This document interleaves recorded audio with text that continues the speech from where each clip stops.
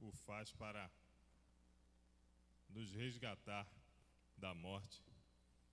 E para tanto nós vamos iniciar cantando o hino de número 135 do Inário para o Culto Cristão. Cristo já ressuscitou.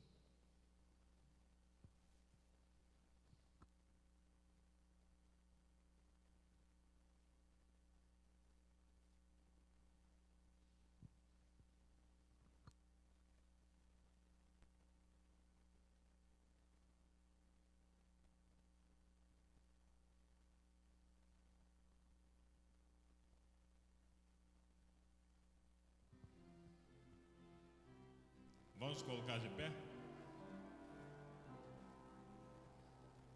Cristo já ressuscitou, aleluia,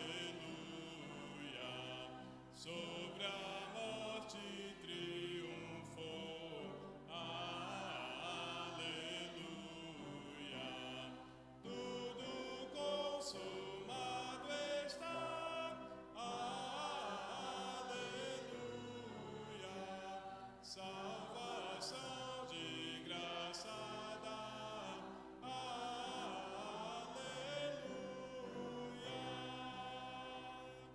gratos hinos entoai, aleluia,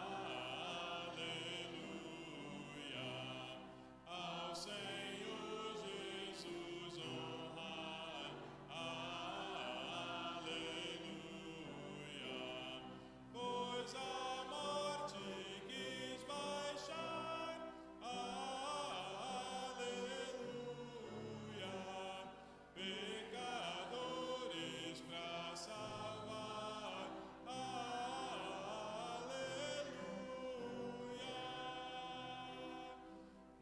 uma vez na cruz sofreu, aleluia, uma vez por nós morreu, aleluia,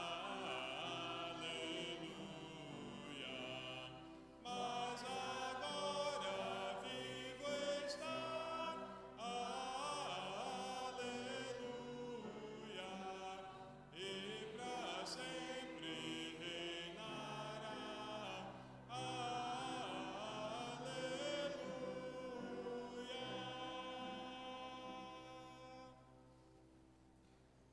Ainda de pé? Não, vamos assentar. Nós temos alguns avisos para dar à igreja. Hoje não haverá as uniões de treinamento, né? Então nós viremos diretamente para o culto às 19 horas. Lembrando que hoje nós teremos o musical de Páscoa, né, com o coro Integração da igreja, mais o grupo Exaltarte, Conjunto Filho de Israel. Os irmãos venham, tragam mais um, né? E nós vamos celebrar a Páscoa, a ressurreição do nosso Senhor, junto com toda a igreja. Mais algum aviso nós temos? Não há mais nenhum aviso.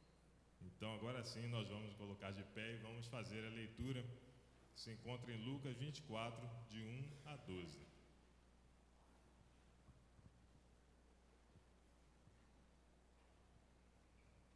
Mas já no primeiro dia da semana, bem de madrugada, foram elas ao sepulcro, levando as especiarias que tinham preparado, e acharam a pedra revolvida do sepulcro.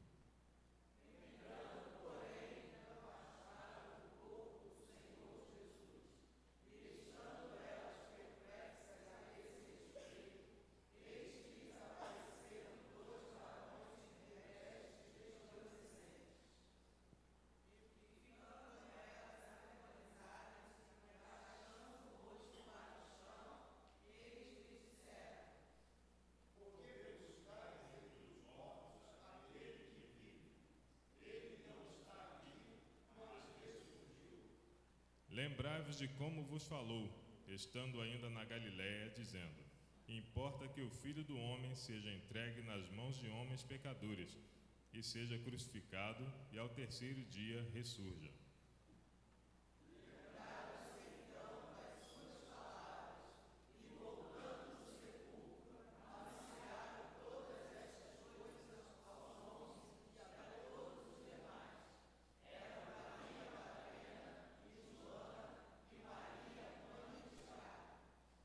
Também as outras que estavam com elas relataram estas coisas aos apóstolos, e pareceram-lhes como um delírio as palavras das mulheres, e não deram crédito. Mas Pedro, levantando-se, correu ao sepulcro, e abaixando-se, viu somente os panos de linho, e retirou-se, admirando consigo o que havia acontecido. Vamos cantar o hino de número 99, do cantor cristão, ainda de pé.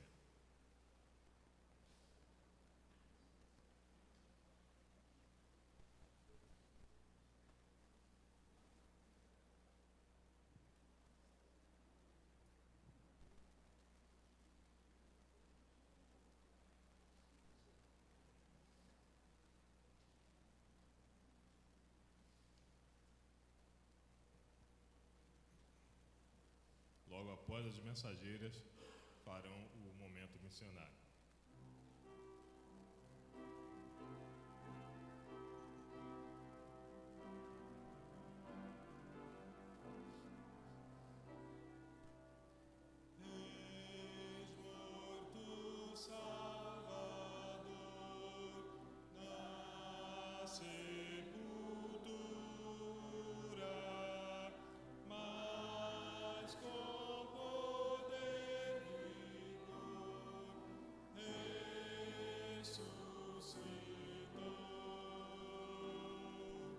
Da sepultura saiu, com triunfo e glória ressurgiu.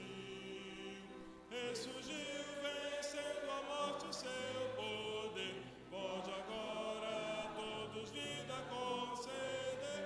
Ressurgiu, ressurgiu, aleluia, ressurgiu.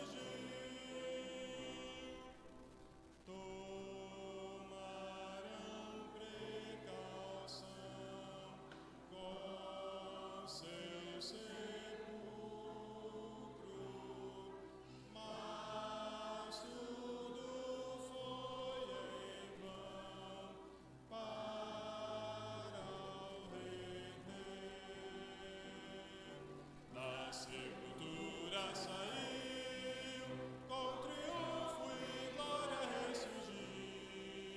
Ressurgiu, vencendo a morte, seu poder. Pode agora a todos vida conceder. Ressurgiu, ressurgiu, aleluia, ressurgiu.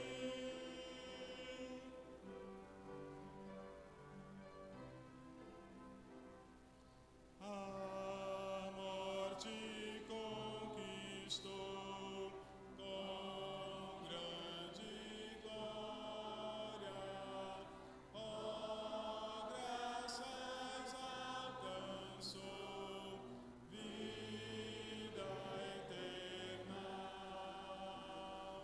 Da sepultura saiu, com triunfo e glória ressurgiu.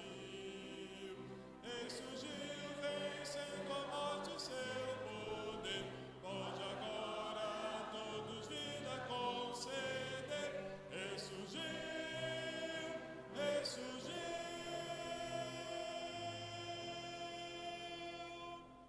aleluia, ressurgiu.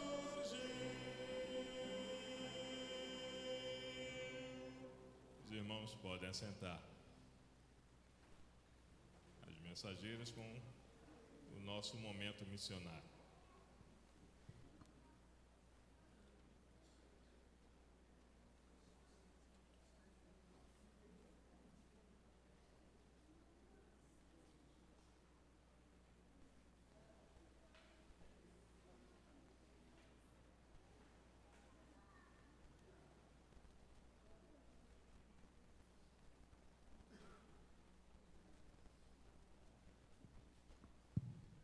Bom dia, irmãos.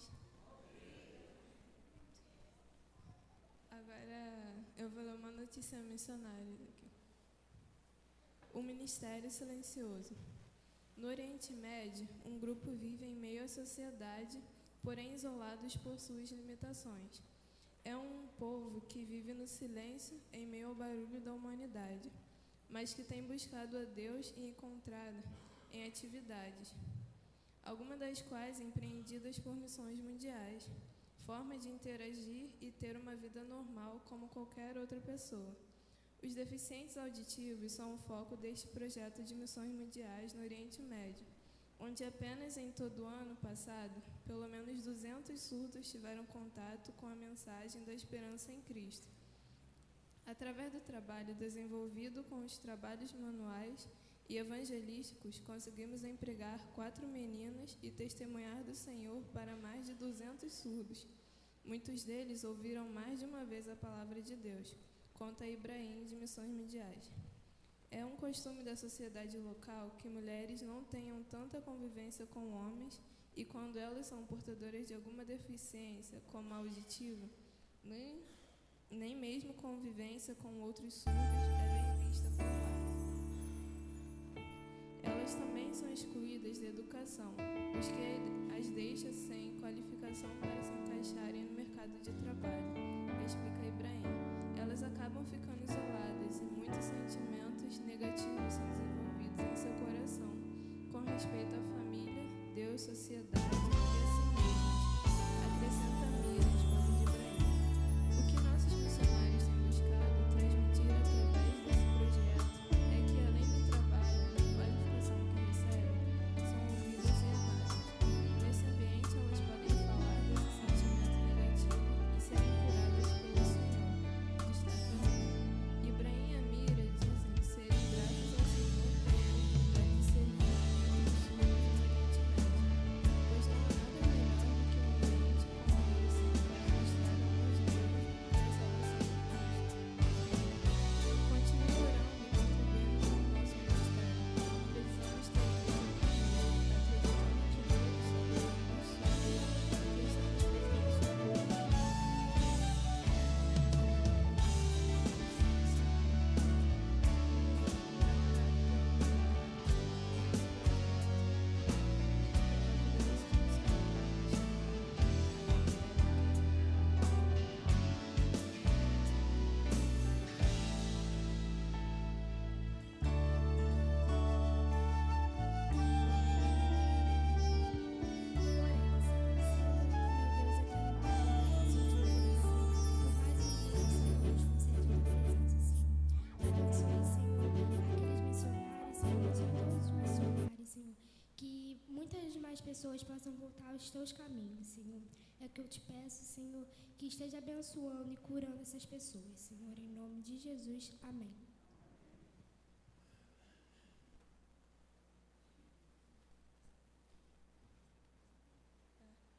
Agora a gente vai passar um vídeo rapidinho.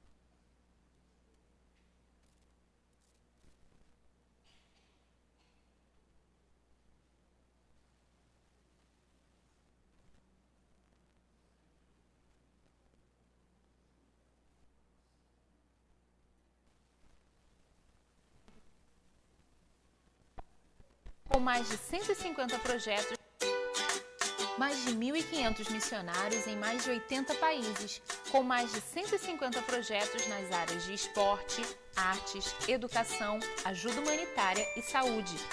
A gente acredita que através desses projetos, mais do Evangelho e mais do amor de Cristo é levado e compartilhado em todos esses lugares. Quanto mais pessoas se envolverem, mais pessoas serão alcançadas. Junta mais! Ore, fale, contribua, vá. Conheça mais a Junta de Missões Mundiais.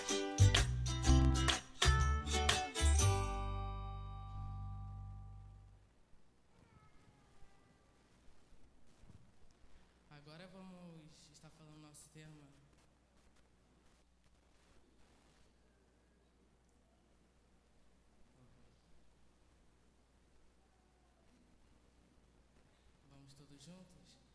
Leve esperança. Agora a nossa divisa. Em seu nome as nações colocarão a sua esperança.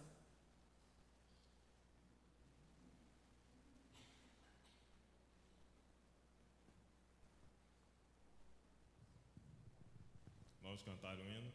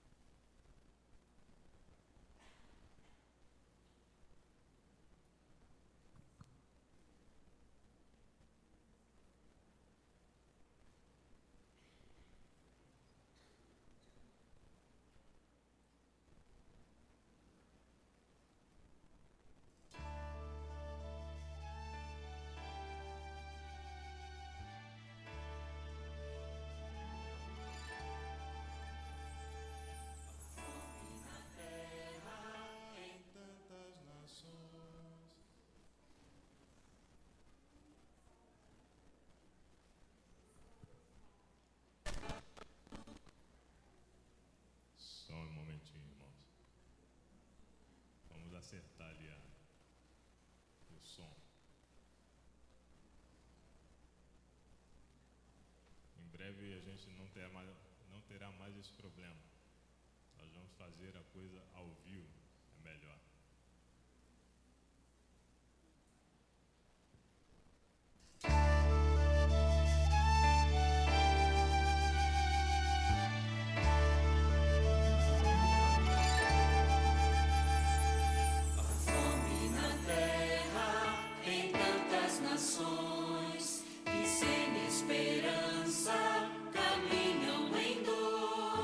Quem há de levá-los à salvação?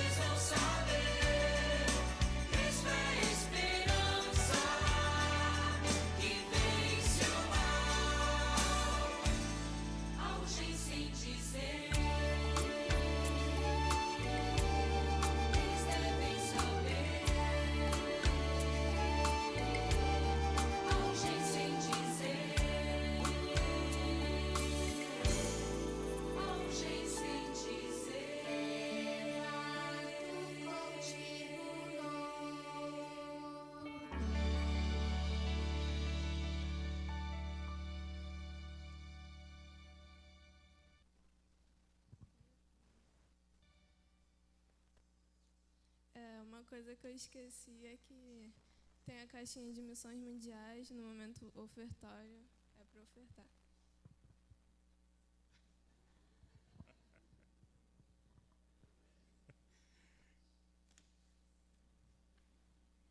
Nós vamos continuar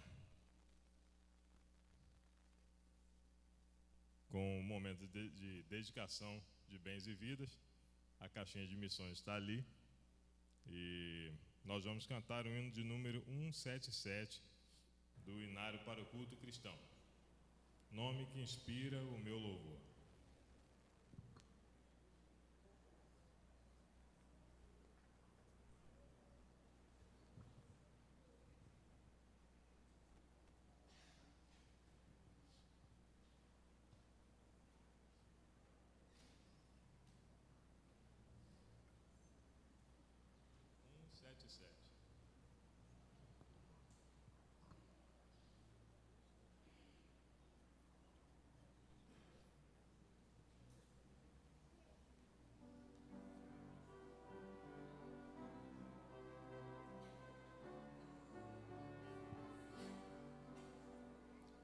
Existe um nome sem igual que inspira o meu louvor, um som mavioso, divinal, é o nome do Salvador.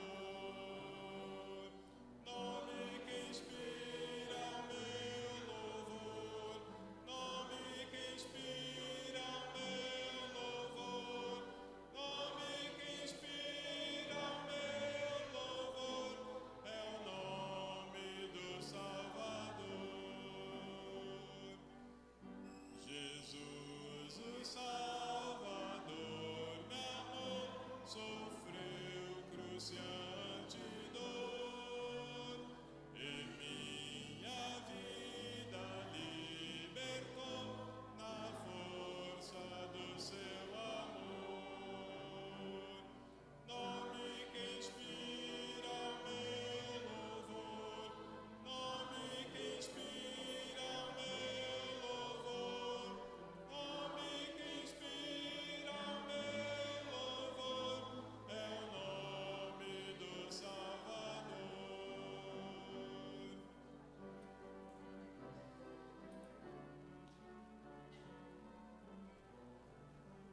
Jesus, por onde quer que eu vá, dirijo o meu viver, conforto e forças sempre dá, com seu amor e poder.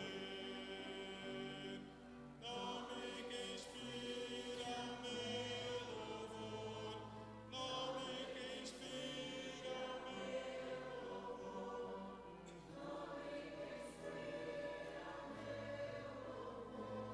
é o nome do Salvador.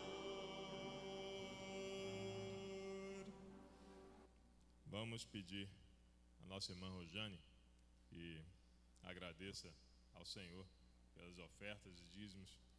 E eu não vi se tem algum irmão fazendo, completando aniversário esta semana. Temos? Irmã Ireni?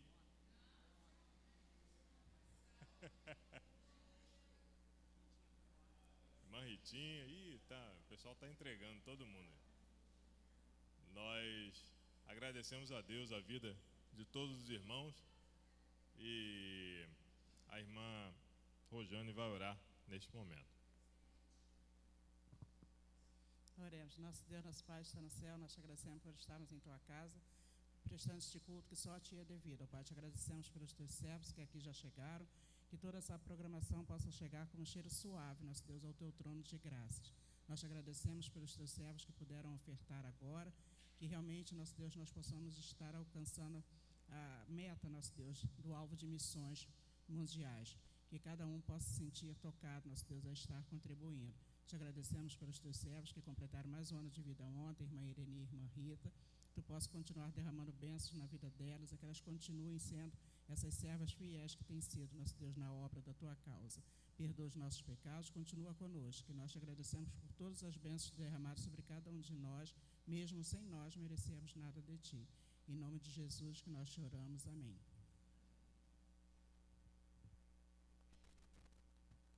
Nós gostaríamos de conhecer os nossos visitantes. Temos alguém que nos visita esta manhã. Estou vendo gente que está nos visitando aqui, né? Gostaria que ficassem de pé e, se possível, os irmãos que estão ao lado os cumprimentassem e dissessem seus nomes para que nós possamos conhecê-los.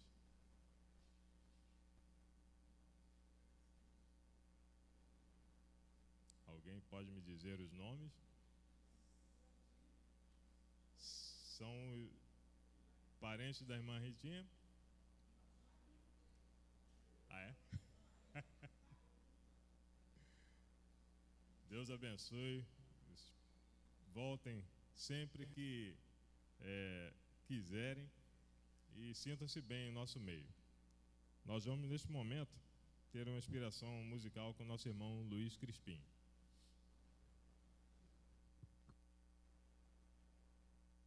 Logo após, a palavra está com o pastor Reinaldo.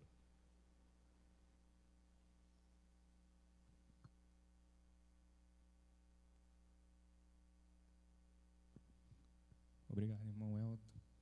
A paz do Senhor, a toda a igreja. Hoje é um dia em que a gente celebra, né, em especial, a ressurreição de Jesus Cristo, autor e consumador da nossa fé. E eu estava até conversando com o Elton, né, escolha de música, né, essa coisa toda. Eu falei, gente, tem várias músicas, né, mas ao mesmo tempo é meio que tentar colocar na nossa realidade o que temos vivido hoje como igreja. Qual é a expectativa? Porque eu tenho certeza que, como a gente leu naquele texto lá em Lucas, né, que foi passado aqui, a ressurreição trouxe expectativas, trouxe uma nova esperança. E nós hoje em dia estamos nessa esperança, aguardando a volta de Jesus Cristo. E estamos trabalhando para isso, até porque nossa igreja com certeza tem aquela visão missionária, evangelística, aceitar o desafio. E temos passado por muitas coisas como igreja de Jesus Cristo. Mas eu queria dizer a você, igreja, para continuar firme. Porque assim como Jesus falou, prometeu e cumpriu que ao terceiro dia ele estaria ressurreto e ressurgiu realmente, ele, quando ascendeu aos céus, também prometeu que um dia viria nos buscar, e um dia ele virá nos buscar. E é nessa esperança, tá? E é com essa esperança que nós temos que viver. E a você, irmão, a você, irmã, a você, visitante, saiba que nesse dia a igreja de Jesus Cristo será recolhida por ele. E, enfim, todo esse sofrimento, toda essa angústia, toda essa lágrima secará.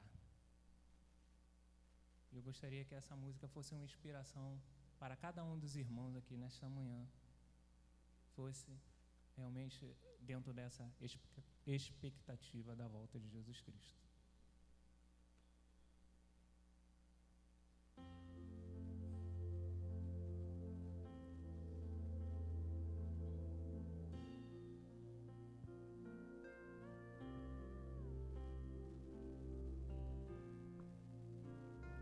Levou minha dor, o fardo que havia em mim, desceu do céu, morreu por mim, ressuscitou.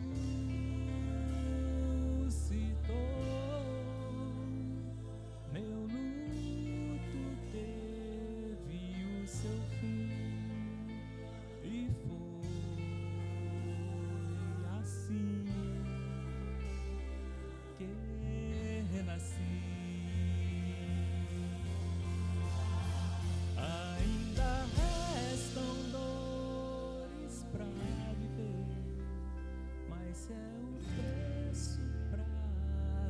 vencer vão crer.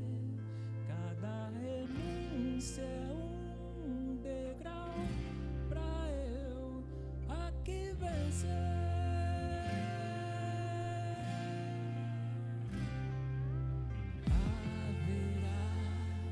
Um dia haverá que do meu rosto o Senhor enxugará toda lágrima e enfim viverei a plenitude da alegria em meu ser. Toda tribulação que eu vivo aqui não se compara com a glória que há de vir. Toda tribulação que eu vivo aqui está me preparando para subir.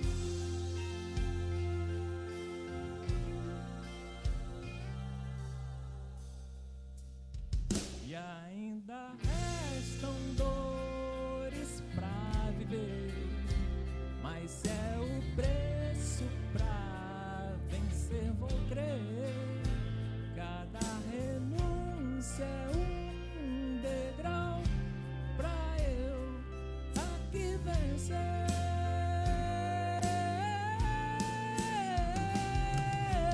Haverá, um dia haverá que do meu rosto o Senhor enxugará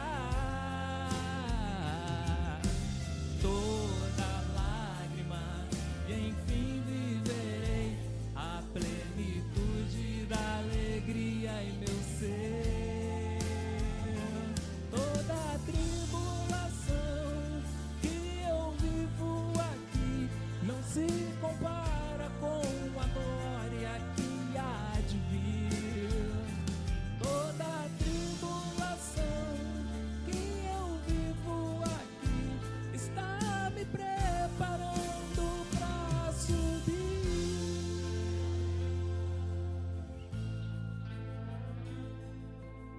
Igreja do Senhor Jesus Cristo, esteja firme, continue caminhando. Jesus Cristo é o seu alvo.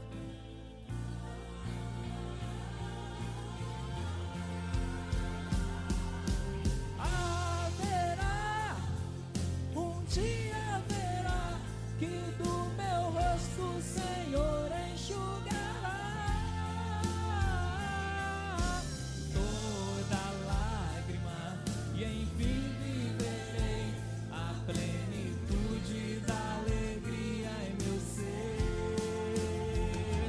Toda tribulação que eu vivo aqui não se compara com a glória que há de vir. Toda tribulação que eu vivo aqui está me preparando para subir.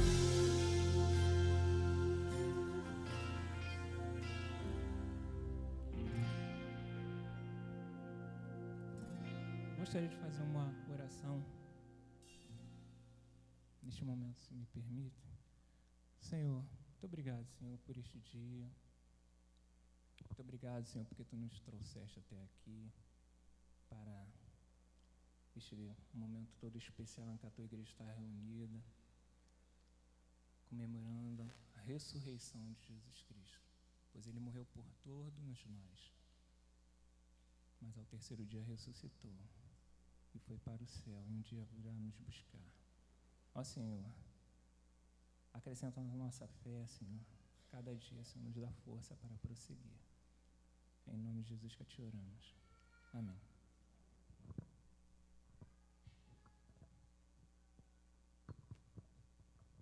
Quando o pastor chega até aqui, nós atingimos R$ 60,50 para missões esta manhã.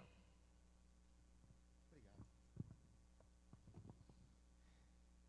Faço um apelo ao irmão para que o irmão continue orando em favor da nossa nação, continue orando em favor da nossa igreja, continue orando em favor dos enfermos, continue orando em favor da sua família, que o irmão faça dessas orações uma prática contínua, dinâmica na sua vida, e que seja algo que você possa, ao fazer, começar a perceber a mão de Deus, o agir de Deus em resposta ao nosso clamor, às nossas orações. Vamos estar cada vez mais erguendo nossas vozes para clamar em favor da nação, da família, dos enfermos, da nossa igreja, para que possamos cada vez mais estar, como foi já cantado nessa manhã, preparando-nos e estando preparados para aquele grande dia da volta do Senhor. Vamos ler juntos Romanos 4, 25. Romanos 4, 25. Capítulo 4, o apóstolo Paulo está desenvolvendo o tema da carta de Romanos. O tema da carta de Romanos é a justificação pela fé. Somos justificados pela fé em Cristo Jesus. Primeira parte da carta, ele trabalha com a ideia da pecaminosidade humana. Alguns estudiosos chamam essa primeira parte de a noite. Ela vai ali do capítulo 1, verso 18, até o capítulo 3, 20, quando o apóstolo Paulo está mostrando que nenhum ser humano é justo diante de Deus. Todos nós somos pecadores, seja judeu, seja gentio, todos nós transgredimos a lei de Deus, e por isso estamos carentes da graça de Deus. A partir do capítulo 3, 21, então ele vai começar a desenvolver esse tema que para ele é importante, que é o tema da justificação pela fé em Cristo, justificação pela fé somente. E então ele vai abordar o exemplo de Abraão, porque para muitos judeus Abraão era um homem de atitude, que fora amigo de Deus e que havia conquistado essa amizade por sua obediência a Deus e outras coisas mais. Aí Paulo diz o seguinte: Abraão creu em Deus, e isso lhe foi imputado para a justiça. Abraão creu em Deus, e por isso ele foi justificado pela fé em Deus. Aí, desenvolvendo esse tema, o apóstolo chega lá no verso 25, que ele fala assim: o qual Cristo foi entregue por causa das nossas transgressões e ressuscitou por causa da nossa justificação. Vamos juntos?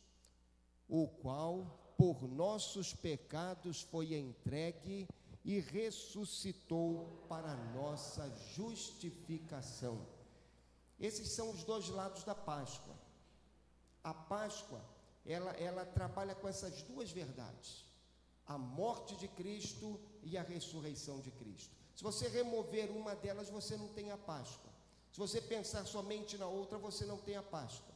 A Páscoa, ela fala constantemente aos nossos corações da morte e da ressurreição de Jesus. São dois lados da mesma moeda. E para que essa moeda seja verdadeira, ela tem de ter os dois lados. Ela tem de tratar da morte e da ressurreição.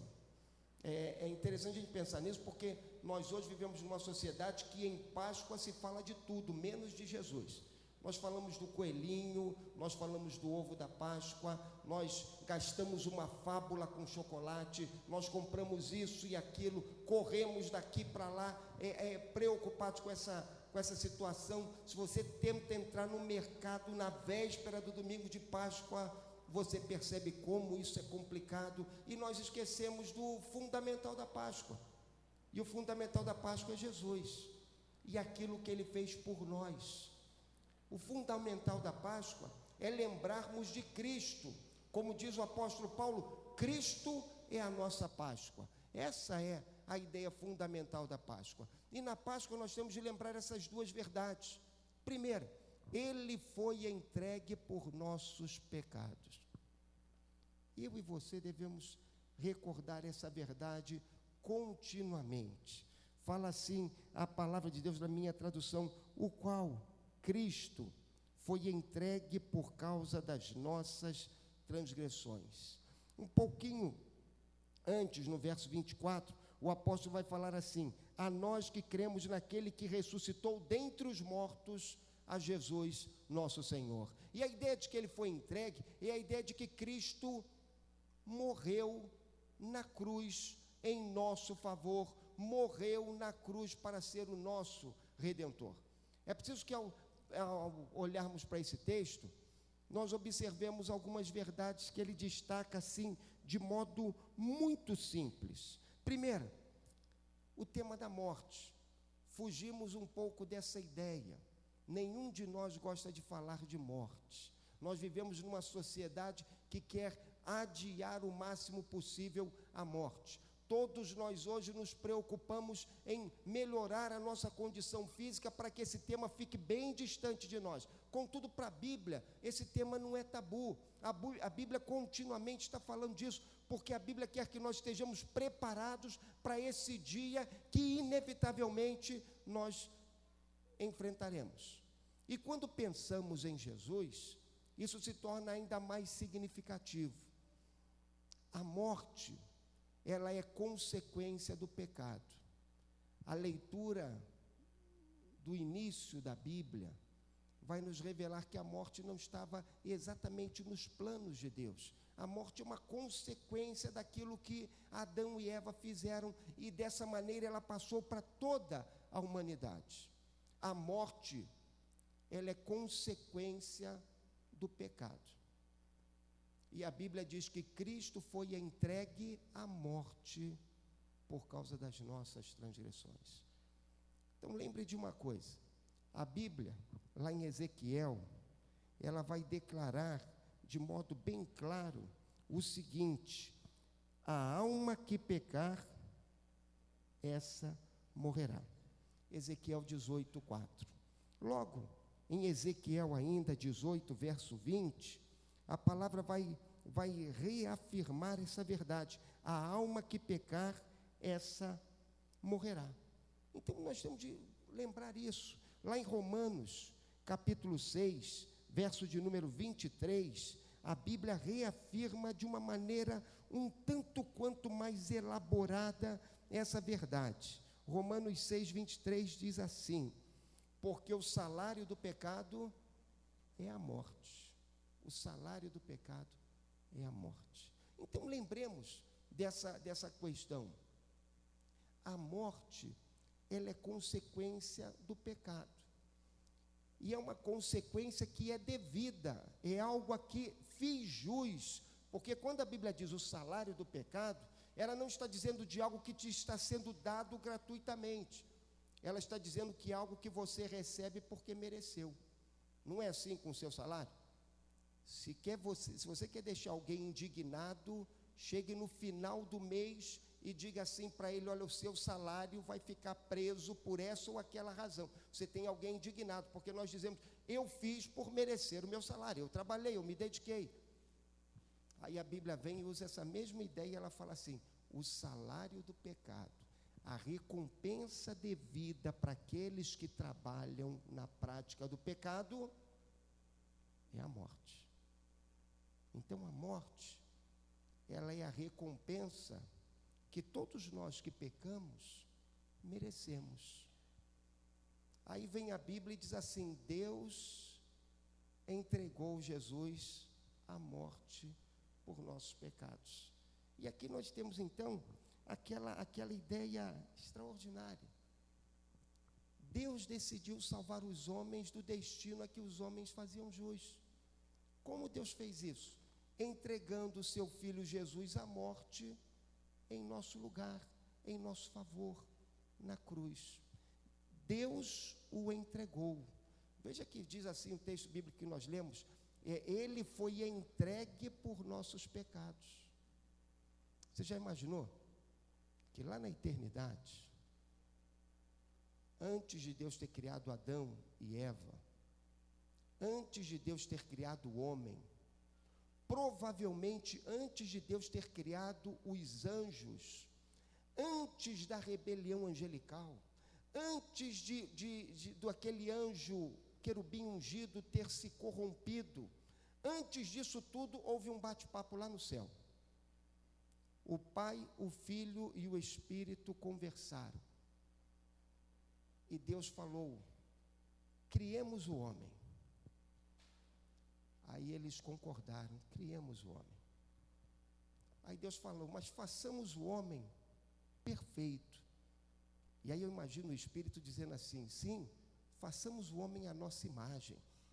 Façamos o homem semelhante a nós. Que ele tenha capacidade de escolha, de decisão, de gerir o seu destino, que ele seja um ser pleno. Sim. Aí provavelmente Jesus, ou qualquer uma das outras pessoas da Trindade, diz assim: mas se ele for pleno, ele poderá escolher entre o certo e o errado. Sim. Então ele poderá cair. Sim. Então não o façamos perfeito. Aí ele não cai. Não. Façamos o homem perfeito.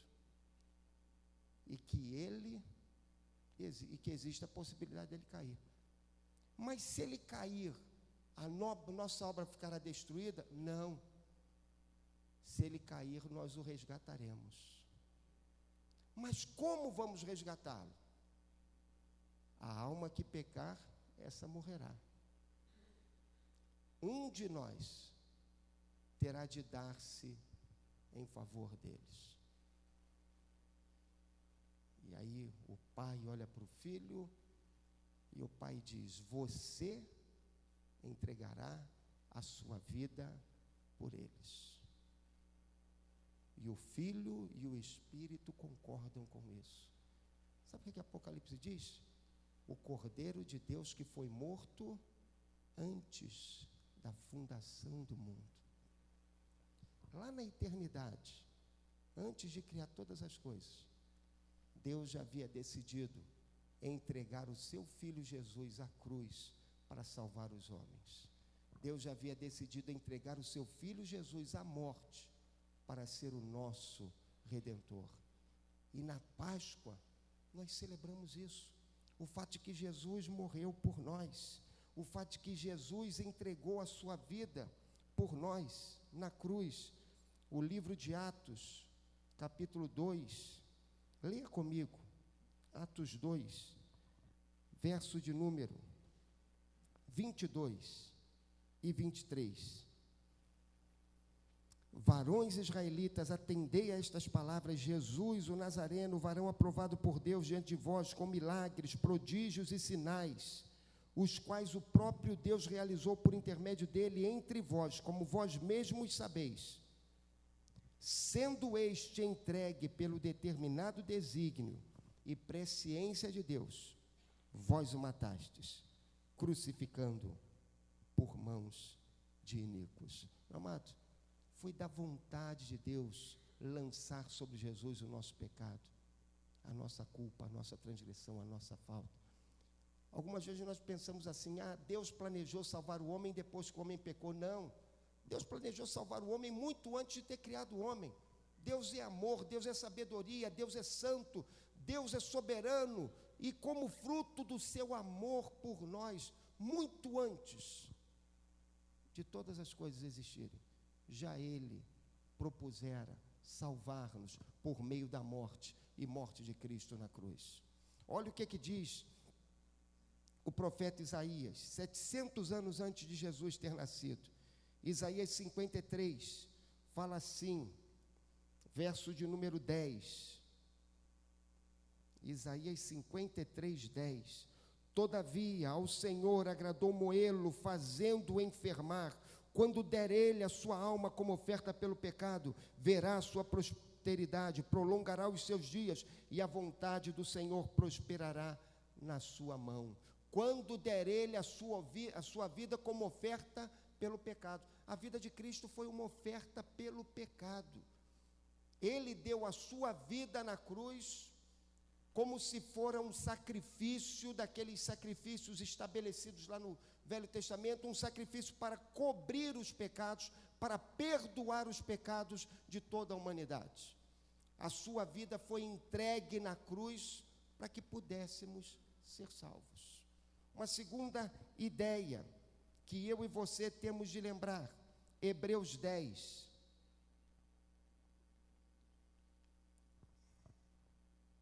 Hebreus 10, versos de 11 a 14. Ora, todo sacerdote se apresenta dia após dia a exercer o serviço sagrado e a oferecer muitas vezes os mesmos sacrifícios que nunca, jamais podem remover pecados. Vamos todos ler? E assim, todo sacerdote aparece cada dia. Repare, aparece cada dia. Havia sacrifícios contínuos lá no templo. E esses sacrifícios, alguns deles eram feitos diariamente. Aparece cada dia, vamos juntos, ministrando e oferecendo muitas vezes os mesmos sacrifícios. Repara, nunca podem tirar os pecados. Se eu fosse alguém que vivia antes da vinda de Jesus, se eu tivesse nascido lá em Israel, eu já teria presenciado 54 dias da expiação. Havia um dia anual em que o sumo sacerdote entrava no Santo dos Santos, no lugar mais reservado do templo, para oferecer o sacrifício para perdão dos pecados de todo Israel. Ele tomava um animal, levava esse animal até perto do altar, colocava a mão sobre a cabeça do animal, confessava diante do animal todos aqueles pecados que a lei lembrava, ele confessava toda aquela iniquidade do povo, e então ele sacrificava aquele animal. Aí vem o autor de Hebreus, inspirado pelo Espírito Santo, diz assim: esses sacrifícios não podem tirar pecados. Continue comigo, verso de número 12. Jesus, porém, tendo oferecido para sempre um único sacrifício pelos pecados, assentou-se à destra de Deus, aguardando daí em diante até que os seus inimigos sejam postos por estrado dos seus pés. Repare, meu amado, olha a diferença. Agora o autor de Hebreus diz assim: mas veio aquele que pode remover pecados, Jesus, e Ele derramou a sua vida na cruz. Ele se ofereceu como um único, perfeito, pleno sacrifício pelos pecados.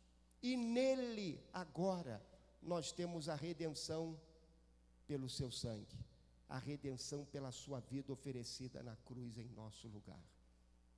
Leia comigo ainda, Hebreus 10, 3 e 4. Vamos ler juntos.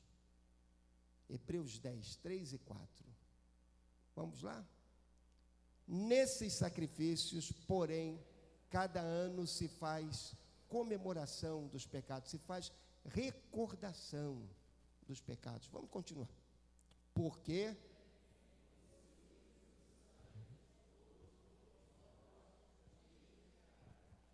mas pastor, se é impossível que o sangue de touros e bodes tire os pecados, por que esse sangue de touros e bodes era oferecido todos os anos, todos os dias?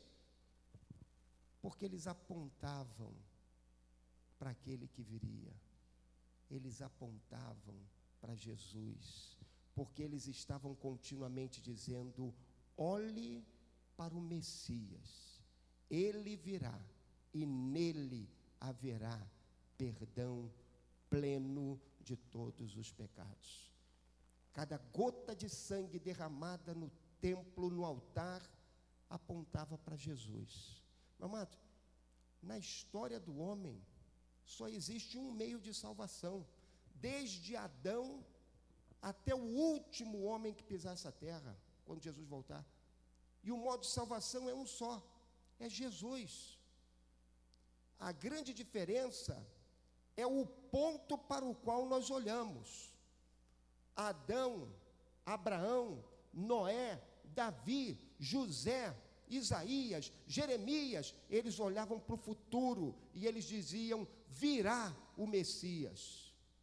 Nós hoje, junto com Paulo, com Pedro, com João, com Tiago, com Judas, com a Igreja Batista de Jardim Carioca e tantos outros pelo mundo afora, nós olhamos para trás e nós pensamos naquele que já veio, Cristo, que morreu na cruz em nosso favor.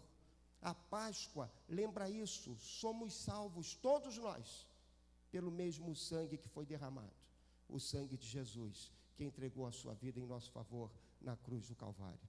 Por isso que lá em Efésios 1:7 diz que nele temos a redenção pelo seu sangue, a libertação dos nossos pecados, porque é nele, Cristo, que toda a humanidade é salva. Agora é precioso que o apóstolo Paulo, ele não para nesse fato, porque se Jesus apenas tivesse morrido, provavelmente nós não seríamos salvos. Se Jesus morresse na cruz do Calvário e permanecesse morto, não haveria nenhuma garantia de salvação para nenhum de nós. Lembre de uma coisa: Jesus não morreu sozinho naquela cruz. Você lembra disso? Que ele foi crucificado com outros dois? Por que nós não somos salvos por nenhum daqueles dois? Só somos salvos por ele, por Jesus. Porque ele ressuscitou. Porque ele provou a sua divindade ressuscitando. Porque ele provou o seu poder levantando-se dentre os mortos. Por isso que o apóstolo Paulo diz o seguinte, ele diz assim: o qual foi entregue por nossas transgressões e ressuscitou por causa da nossa justificação. Cristo levantou-se dentre os mortos para que eu e você possamos ser salvos e viver uma vida nova na presença de Deus, uma vida nova para a glória de Deus. Antes de mais nada, eu e você devemos lembrar uma coisa: a ressurreição de Jesus foi singular. A Bíblia é um livro que trata de ressurreição. Você tem ressurreição lá no Velho Testamento, você tem ressurreição no Novo Testamento. Elias ressuscitou alguém, Eliseu ressuscitou alguém, Eliseu, inclusive depois de morto, um cara caiu na sepultura dele e ressuscitou. A Bíblia fala muito de ressurreição. O Novo Testamento ele é repleto de exemplos de ressurreição. Agora, a ressurreição de Jesus foi singular, nunca houve nenhuma igual a dele. Singular, primeiro, porque ele foi ressuscitado dos mortos, sem o auxílio, sem o concurso, sem a atuação de nenhum agente humano. Quem se colocou diante da tumba de Jesus e falou: Jesus, levanta-te, sai, vem para fora, como Jesus falou para Lázaro? Ninguém. Por isso que a Bíblia diz assim: Deus o ressuscitou, porque era impossível que a morte o retivesse, era impossível que a morte o prendesse. Os grilhões da morte foram partidos por Jesus. Uma segunda coisa, a morte de Jesus, a ressurreição de Jesus é singular, porque ela é o fundamento de todas as outras ressurreições. A palavra de Deus vai dizer lá em 1 Coríntios 15 o seguinte sobre Jesus.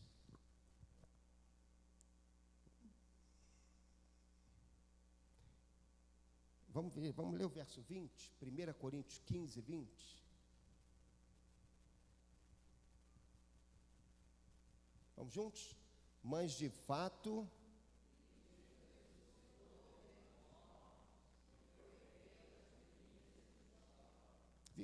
a ressurreição de Jesus é a primícia ou as primícias de todos aqueles que morrem. A primícia era aquela primeira oferta da colheita que era levada ao templo. Quando o primeiro fruto da colheita amadurecia, ele era colhido, ele era levado ao templo. Era uma maneira que os judeus tinham de dizer o seguinte: Senhor, a colheita pertence toda ao Senhor, te oferecemos esse primeiro fruto. Era uma maneira também deles dizerem o seguinte: Senhor, como o Senhor abençoou esse primeiro fruto, o Senhor abençoará todo o restante. Cristo é a primícia. Sabe o que isso significa? Se Ele ressuscitou, todos nós ressuscitaremos. Aquilo que aconteceu com Ele, acontecerá com todos nós. Aquilo que ocorreu com Cristo será experiência em comum de toda a igreja de Jesus. Cristo é as primícias dos que dormem. Dos que dormem, Cristo é as primícias de todos nós. A ressurreição de Jesus, meu amado, ela proclama o fato de que Deus aceitou a obra que Ele realizou por nós na cruz do Calvário. Quando Jesus levantou-se dentre os mortos, de modo alto, claro, soou na eternidade, diante dos poderes que existem e atuam nesse universo, uma mensagem clara: Deus aceitou a obra de seu Filho Jesus em nosso favor. Isso significa que Deus reconheceu, validou e manifestou diante de nós a santidade de vida de seu Filho Jesus. A Bíblia diz: a alma que pecar, essa morrerá. Contudo, Jesus nunca praticou pecado, nunca teve pecado. Ele morreu não pelos seus pecados, mas pelos nossos pecados. Ele não morreu por algo de errado que ele tenha feito. Ele morreu porque nós pecamos. Ele deu a sua vida por nós. Nessa condição, ele foi ressuscitado por Deus, para que nós soubéssemos, todos nós, que ele havia triunfado sobre a morte, e que em sua pureza de vida, em que em sua santidade, que em sua retidão, não era possível que a morte o prendesse, o contivesse, porque ele era, como algumas vezes nós dizemos, um estranho no ninho. A morte é lugar daqueles que estão condenados. Não havia nenhuma condenação em Cristo, porque Ele era o santo, perfeito, justo Filho de Deus. Deus então o levantou dos mortos, manifestando dessa maneira a sua santidade. Uma segunda coisa: ao ressuscitar Jesus dentre os mortos, Deus o tornou o doador de vida e justiça para todos aqueles que nele creem. Veja só, você só pode doar vida se você tiver vida. Você só pode doar vida se você for vivo. A Bíblia diz, lá em Atos capítulo 3, verso de número 15, assim: deste modo vocês mataram o autor da vida, a quem Deus ressuscitou dentre os mortos, do que nós somos testemunhas. Aqueles homens mataram o autor da vida, só que o autor da vida, ele é Senhor da vida, e ele ressuscita, ele tem vida em si mesmo. Ele pode vencer a morte porque a vida está nele. E assim, tendo vida em si mesmo, ele pode compartilhá-la conosco. Ele pode conceder-nos da sua vida, da sua justiça, da sua integridade, da sua retidão, da sua pureza. Olhe, Romanos 5, 18. Romanos 5, 18. Pois assim como por uma só ofensa veio o juízo sobre todos os homens para condenação, assim também, por um só ato de justiça, a morte e ressurreição de Cristo, veio a graça sobre todos os homens para a justificação que dá vida. Somos justificados por Deus para que tenhamos vida em Deus. Isso só é possível porque Cristo vive. Se Ele estivesse preso na tumba, Ele não poderia nos conceder vida. Se Ele estivesse preso na tumba, Ele não poderia justificar o nosso coração. Se Ele estivesse preso na tumba, Ele não poderia fazer de você uma nova criatura. Ele não poderia fazer de você um novo ser. Ele não poderia te dar libertação sobre os pecados e a iniquidade. Mas é porque Ele ressuscitou que Ele pode dar a você todo esse poder. Leia comigo mais um texto. Efésios 1. Efésios 1.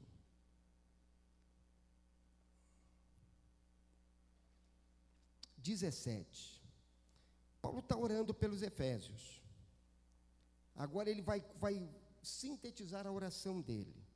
Para que o Deus de nosso Senhor Jesus Cristo, Pai da glória, conceda a vocês o espírito de sabedoria e de revelação no pleno conhecimento dele, iluminados os olhos do vosso coração, para que vocês saibam qual é a esperança do seu chamamento, qual a riqueza da glória da sua herança nos santos, qual a suprema grandeza do seu poder para com os que cremos, segundo a eficácia da força do seu poder. Veja só, Paulo quer que aquela igreja cresça no conhecimento da vontade de Deus, da glória de Deus, da sabedoria de Deus. Ele quer que eles conheçam a suprema grandeza do poder de Deus que se manifesta na vida dos que creem. Agora, sabe que poder é esse? Ele vai falar assim: segundo a eficácia da força do seu poder, o qual exerceu ele em Cristo, ressuscitando-o dentre os mortos e fazendo-o sentar-se à sua direita nos lugares celestiais. Meu amado, veja só, o poder que levantou a Cristo dentre os mortos é o poder que atuou na sua vida e na minha vida. O mesmo poder de Deus que levantou a Cristo dentre os mortos é o poder que Deus manifesta na minha vida e na sua vida ao santificar-nos, ao regenerar-nos, ao fazer de cada um de nós uma nova criatura. Algumas vezes nós estudamos sobre justificação e nós lemos assim: justificar é declarar alguém justo. Isso é errado. Justificar não é declarar justo. Justificar é dar às pessoas condição de viverem em justiça. Justificação é aquilo que Deus faz em nosso coração quando nós nos convertemos.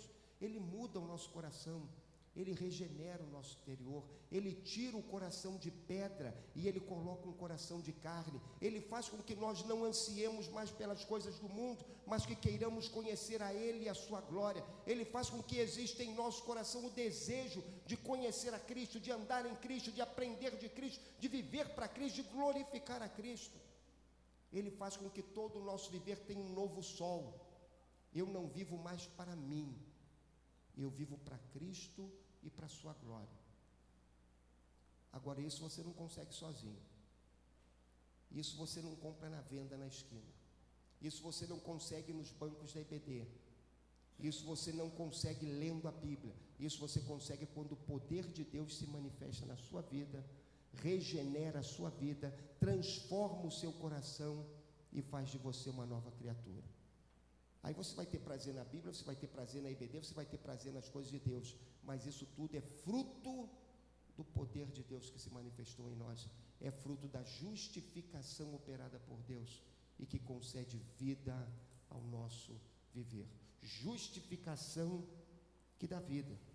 Pela ressurreição, Deus assentou a Jesus nos lugares celestiais, fazendo dele Senhor e Cristo. Olha só o que fala Efésios 1, 21. Que manifestou em Cristo, ressuscitando dentre os mortos, obrigado, irmão, falha minha, e pondo à sua direita nos céus, acima de todo principado e poder e potestade, domínio e de todo nome que se nomeia não só neste século, mas também no vindouro. E pôs todas as coisas debaixo dos seus pés, e para ser o cabeça sobre todas as coisas o deu à igreja, a qual é seu corpo, a plenitude daquele que a todos enche em todas as coisas. Meu amado, lembre disso. Cristo foi estabelecido por Deus como Senhor e Cristo. Ele foi estabelecido por Deus como o único Salvador, como soberano de todo o universo, como aquele a quem prestaremos conta, como aquele para quem vivemos, como aquele que rege a nossa vida, como aquele que dirige os nossos passos. Na celebração da Páscoa, nós não lembramos apenas que Cristo ressuscitou, nós lembramos que Ele está vivo e que Ele hoje quer reinar sobre nossa vida, que Ele hoje quer ser soberano sobre nós, que Ele hoje quer dirigir o seu lar, que Ele hoje quer dirigir os seus planos, que Ele hoje quer dirigir a sua vida profissional, que Ele hoje quer dirigir cada aspecto da sua vida. Primeiro-ministro da Holanda, algumas décadas atrás, Abraham Kuyper, ele falou uma vez o seguinte: ele era um pastor, ele era um teólogo, primeiro-ministro da Holanda, e ele falou o seguinte: não existe 1 milímetro da vida de um ser humano do qual Cristo não possa dizer, é minha, me pertence. Meu amado, eu e você temos de lembrar disso. Toda a nossa vida é dele, porque ele é Senhor.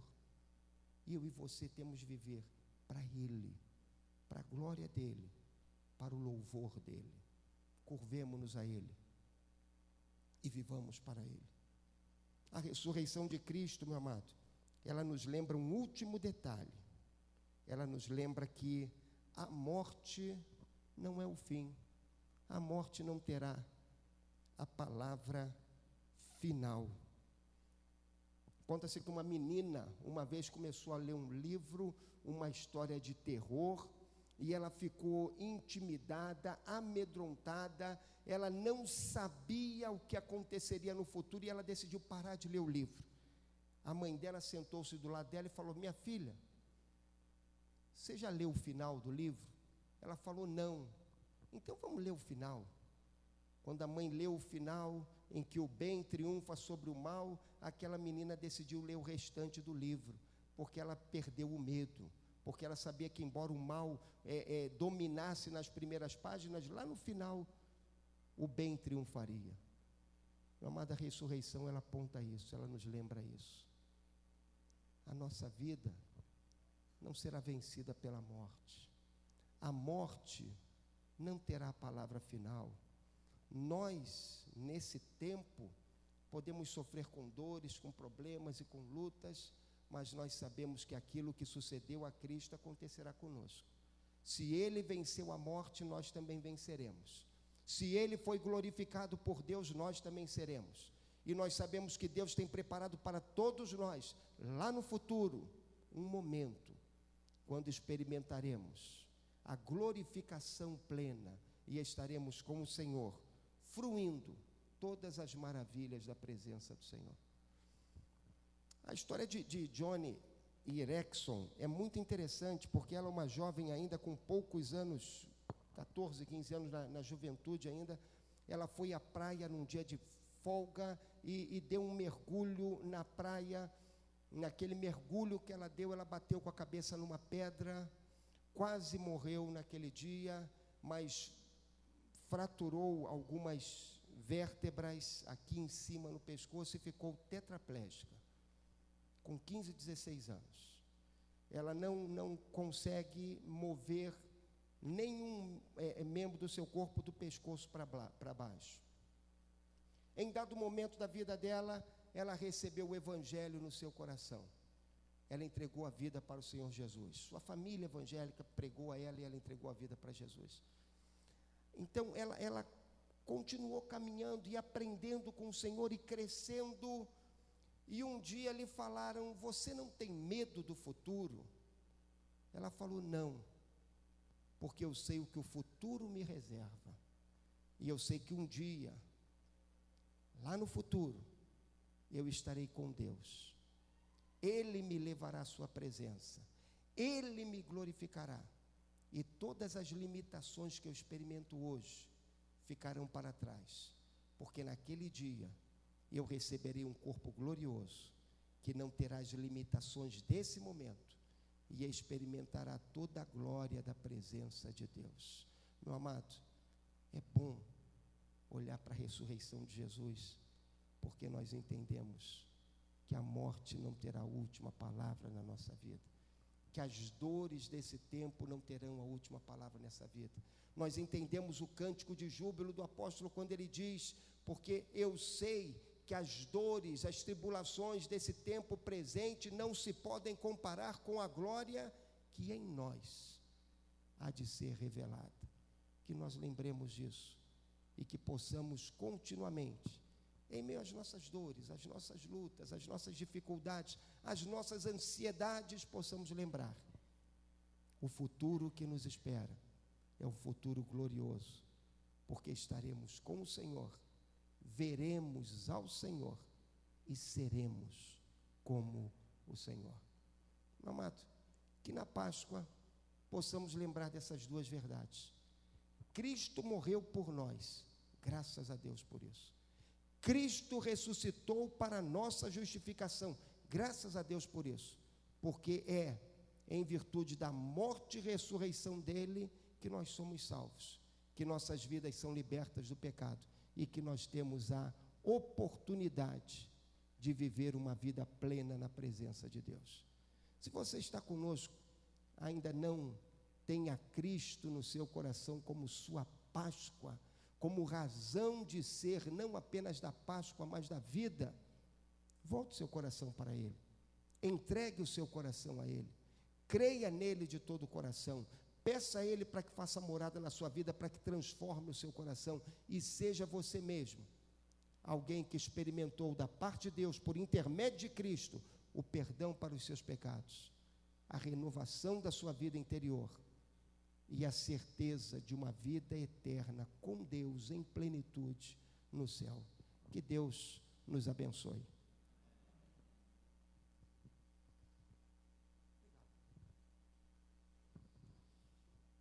Estamos chegando ao final do nosso culto da manhã. Logo após nós teremos o café lá embaixo, mas os irmãos não poderão tomar o café antes que cantemos o hino de número 137 do Inário para o Culto Cristão. Aí sim os irmãos vão poder descer para o café. Lembrando que à noite, mais tarde nós não teremos as uniões, né, e estaremos aqui no culto às 19 horas com a apresentação do musical de Páscoa. Todos estão convidados e tragam mais um. Vamos colocar de pé, irmãos, para cantarmos este último hino da manhã.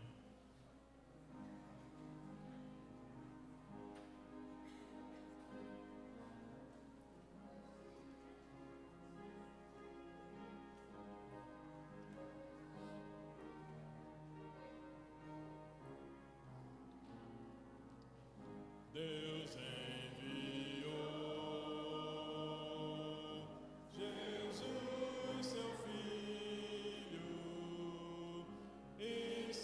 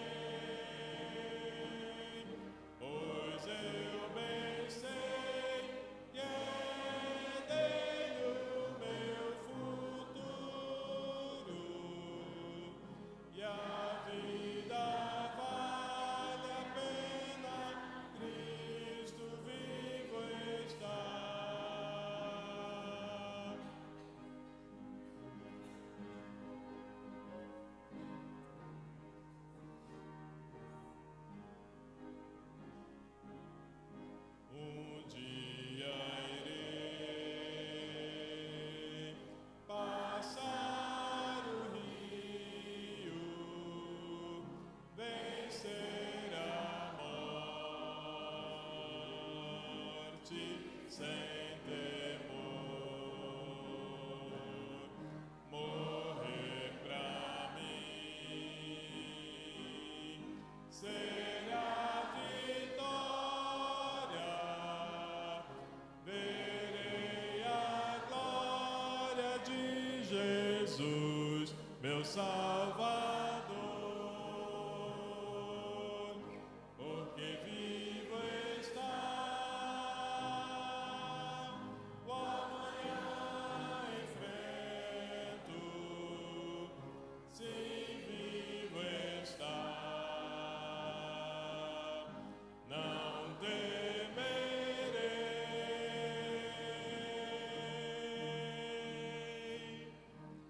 pois eu bem sei que é dele o meu futuro e a vida vale a pena, Cristo vivo está.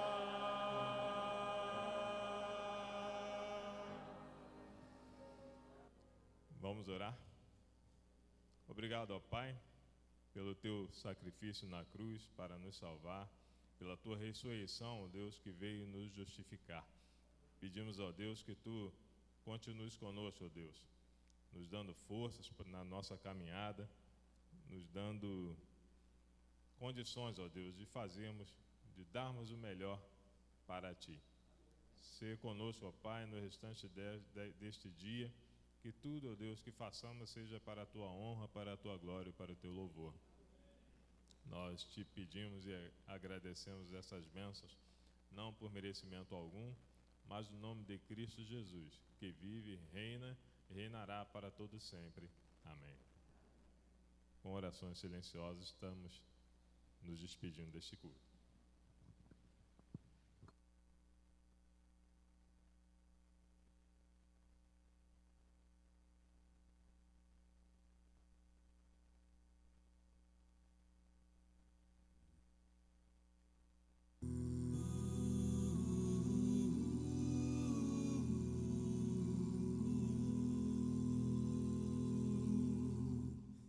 Uma multidão estava a observar a cena do Calvário.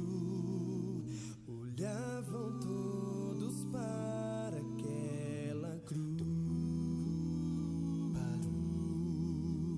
Ali estava o Rei dos Reis, morrendo por meus erros, pagando alto preço por pecados meus.